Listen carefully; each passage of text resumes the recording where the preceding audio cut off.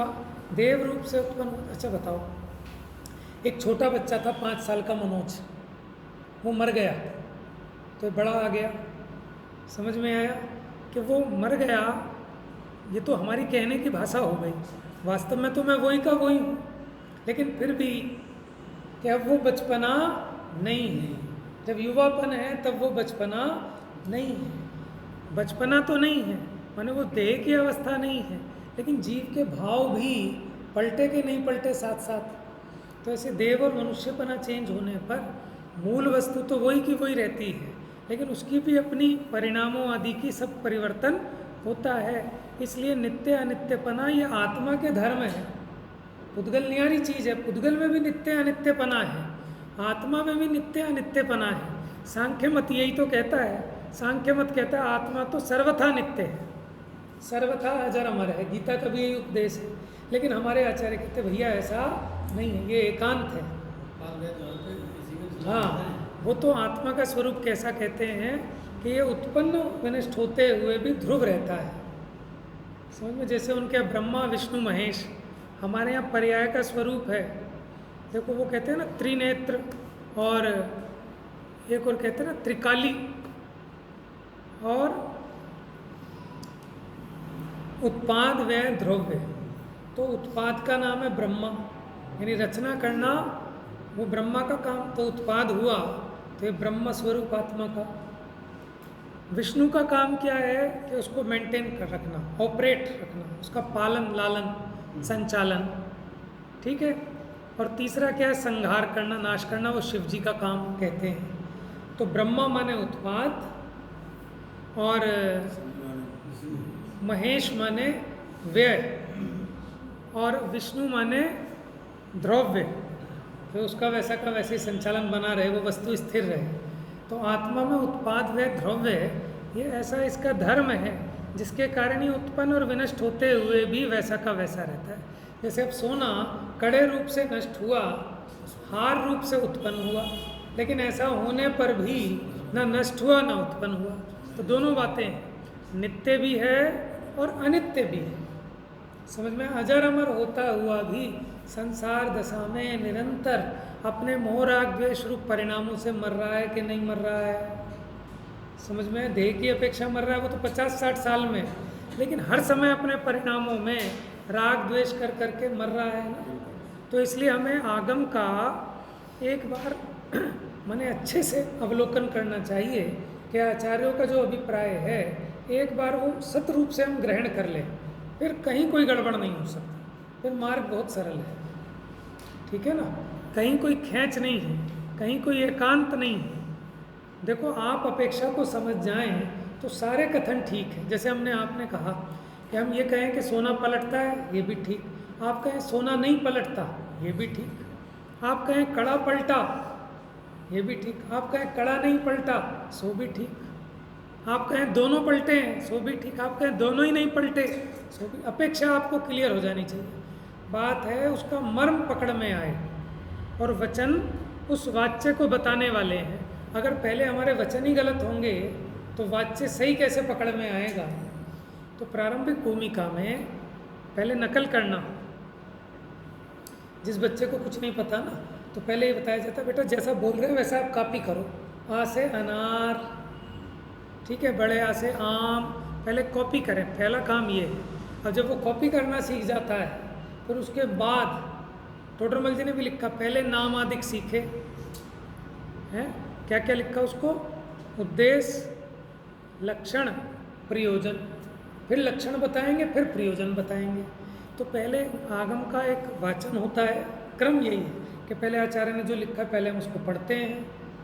ये पहला क्रम हो गया क्या कि हम नाम आदिक सीखें इसके, फिर इसका लक्षण कि क्या कहना है इसमें, फिर इस कहने का तात्पर्य क्या है, क्यों कह रहे हैं बात, क्यों पढ़ा रहे हैं, क्यों समझा रहे हैं। समझ में आया, ये होता है प्रयोजन।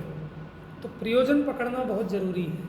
लेकिन जिसको पहले जो लिखा है यही अगर सही समझ में नहीं आएगा तो जो तीसरे नंबर का काम है कि जो प्रयोजन है वो कैसे पकड़ में आएगा। आप ही देखो गीता में ये उपदेश दिया कि आत्मा तो अजर अमर है, कोई किसी को मार नहीं सकता, कोई किसी को जिला नहीं सकता, तू तो निमित्त मात्र है।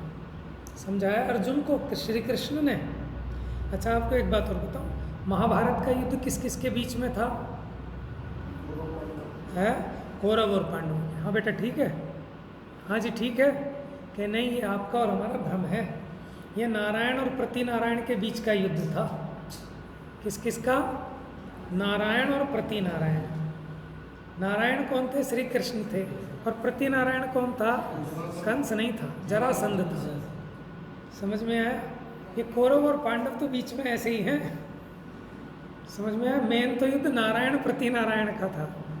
तो श्री कृष्ण ने जो उपदेश दिया, आप कहते हो उपदेश तो सच्चा है, लेकिन भैया आपको नहीं पता ये एकांत उपदेश है। और फिर अंत में क्या कहा? इसलिए हे अर्जुन, उठा इस गांडीव को और लगा दे निशाना। ये तेरे कोई पितामह नहीं है, ये कोई गुरु नहीं है, ये सब आत्मा है, अजर अमर है, कोई किसी से मारा नहीं जा सकता।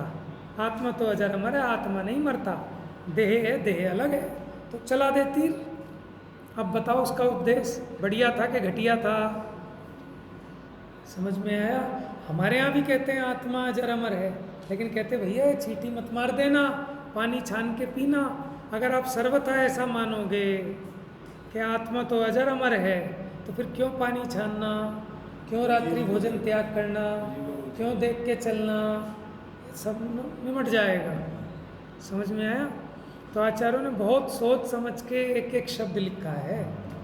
ठीक है, हमारी सामर्थ्य नहीं है तो कोई दिक्कत नहीं है। अच्छे लोगों की नकल करने में भी बहुत बड़ी अकल है। समझ में आया? हम चलें आपके कदमों पर, नित्य यही भावना बात है। इसमें छोटापना नहीं होता। महान लोगों के जो कदम हैं उनकी कॉपी करके चलना चाहिए। जंगल में भटक गए हों, अब अगर रास्ता चाहिए तो आप देखो कहीं आपको किसी के पद चिन्ह मिल जाएं तो उसकी कॉपी कर करके निकलोगे तो पार हो जाओगे। क्योंकि डोरा सहित सुई नहीं गुमती, गिरे चाहे वन भवन, संसार सागर पार हों, जिन सूत्र के ज्ञायक्ष। तो इस कली काल में जब देव गुरु का हो विरह, तब मात सम उपकार करते, शास्त्र ही आधार। कल सुई का उदाहरण दिया था ना कि वो धागा भी पार उतर जाता है सुई के सहारे। तो ये जिनवाणी के सूत्र हैं, इनके सहारे बेड़ा पार लग जाएगा। इस कली काल में इन्हीं का सरना है, तो इसको मत छोड़ना। कम से कम अपने जीवन में कोई भी एक ग्रंथ का ढंग से स्वाध्याय कर लो। तो एक ग्रंथ का भी अगर आपने ढंग से कर लिया तो आपको सारे ग्रंथों का रहस्य समझ में आ जाएगा। लेकिन आद्योपांत होना चाहिए, और बिना किसी कसाय के, बिना किसी एकांत के, बिना किसी हट के, अपने कल्याण की दृष्टि से। ठीक है?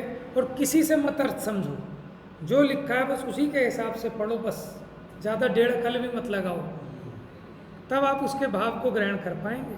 क्योंकि एक ही बुक होती है, लेकिन उसके अलग अलग टीकाकार उसका 10 तरह से अर्थ कर देते हैं। उनकी अपेक्षा अलग अलग ठीक हो सकता है, हम ये नहीं कह रहे कि गलत है, लेकिन एक बार जो मूल ग्रंथ है, उस मूल ग्रंथ क्या कह रहा है, ताकि आप कुंद आचार्य देव के हृदय के भाव को समझ सकें, पकड़ सकें, तो पूरी बात समझ में आती है। अधूरी बात में वो लाभ नहीं मिलता जो पूरी बात में मिलता है।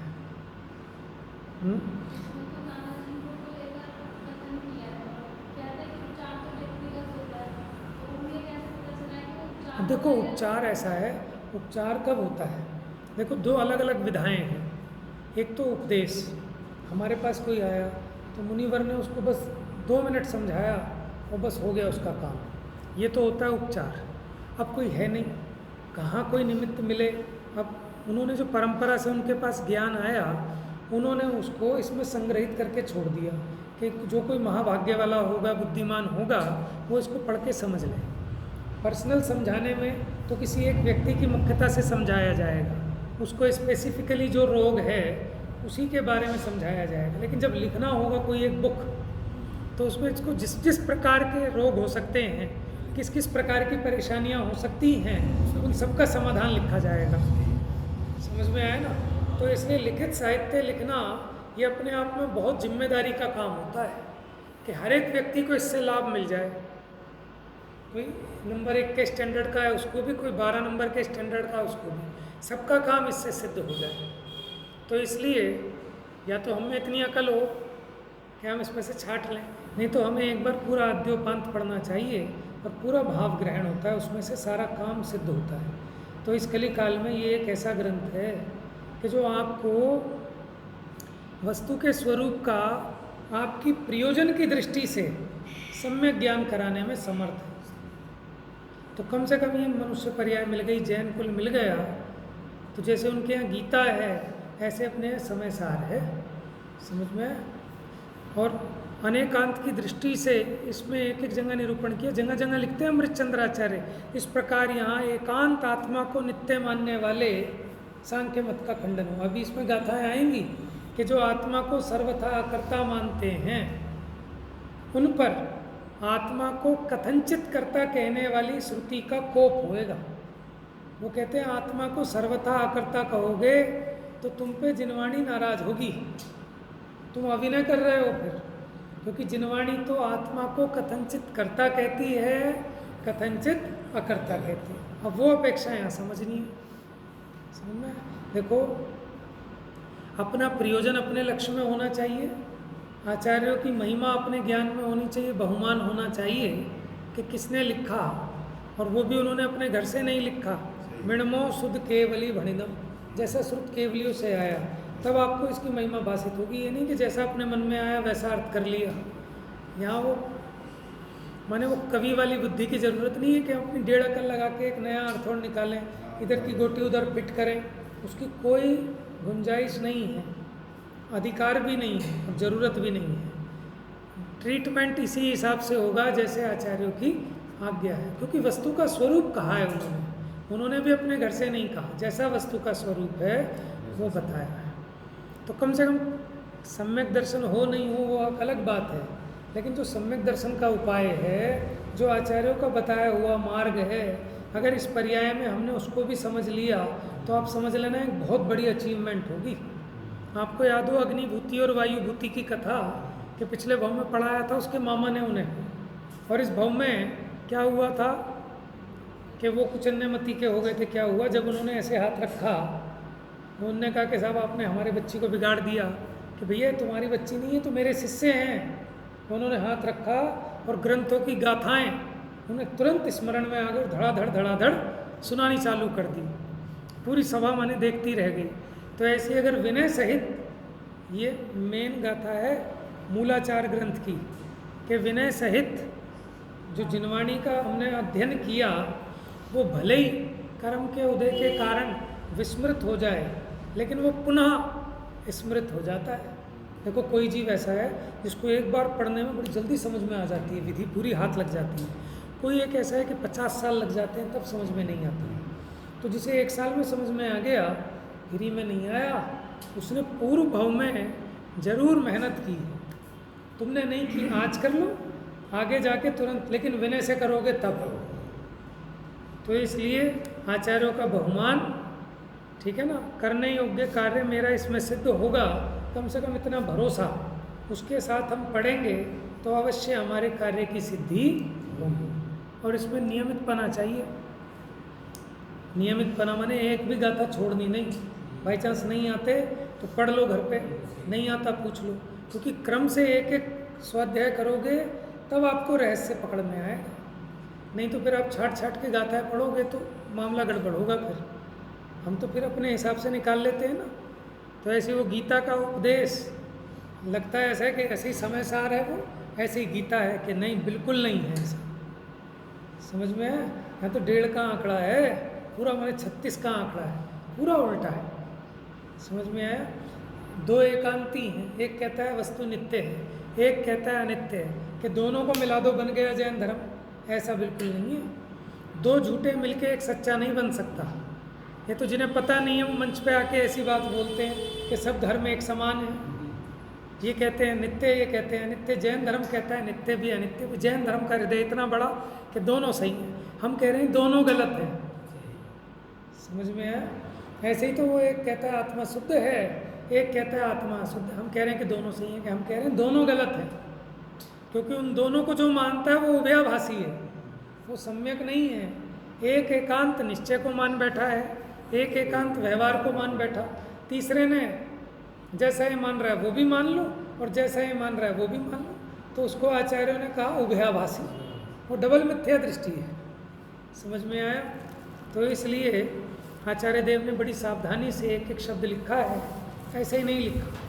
तो ज़्यादा अच्छा है कि हम अपने शब्द भी क्यों लगाएं, जब हमें इतने सुंदर शब्द इस जिनवाणी में मोतियों की तरह पिरोए हैं, तो हम उन्हीं शब्दों को याद करें। हम भाषा भी अपनी आगम के अनुसार बनाएं। इसके लिए एक भावना होती है, उसे कहते हैं अनुवीची भाषणम। अनुवीची भाषणम क्या होता है कि हम आगम विरुद्ध वचन ना बोले। समझ में आए? जैसा आगम के वचन हैं उसी के हिसाब से हम भाषा बोलें, वो है अनुवीची भाषण। ठीक है ना? तो हम कोशिश करें, और वो कब आएगा कि हम जितना पढ़ेंगे आगम को, सुनेंगे, तो हमें वैसे याद रहेंगे, फिर हम उसी भाषा का प्रयोग करेंगे। तो ज़्यादा सरलता के लोभ में जाना नहीं। आचार्य देव ने बहुत सरल किया जितना हो सकता है, क्योंकि उससे ज़्यादा सरल करने के चक्कर में ना झोल आ जाता है बाद में। जैसे हम कहें आत्मा कैसा है, कि आत्मा तो वो गुलाब जामुन है, समझ में आया? तो बड़ी गड़बड़ हो जाती है। लोगों को जब कहते हैं ना अतीन्द्रिय रस झड़ रहा है, तो उन्हें वो गुलाब जामुन का रस ही ख्याल में आता है। जैसे वो गुलाब जामुन अपने रसे में डूबा हुआ है, ऐसे मुनिराज अतीन्द्रिय आनंद के रस में लबालब डूबे हुए हैं। तो इसको अतीन्द्रिय आनंद रस तो समझ में नहीं आता, और इसको वही ख्याल में आता है कि गुलाब जामुन का रस, जैसे उसके अंदर लबालब। गर्मी में जैसे ठंडा मैंगो शेक पी के आत्मा तृप्त हो जाती है, ऐसे इस राग द्वेष की अग्नि में जलता हुआ आत्मा अतीन्द्रिय आनंद का रस पीकर संतुष्ट और तृप्त हो जाता है। तो उदाहरण तो है, लेकिन उस उदाहरण में जब अतीन्द्रिय आनंद की बात आएगी, उसकी दौड़ बस वहीं तक होगी कि मैंगो शेक पी के जैसे ठंडक आ जाती है, ऐसे जिनवाणी सुन के मारे हर्ष ही है ना समाए। तो इसलिए सरलता का मोह छोड़ देना इलाज है, इलाज कराओ, मजाक नहीं है। खेल का काम थोड़ी ना है, ये ऑपरेशन कराना है। तो इसकी गरिमा समझें, इसकी महत्वपूर्णता समझें, तो अवश्य काम होगा। समय अधिक हो गया। मिथ्यात्म नाश वे को ज्ञान के पर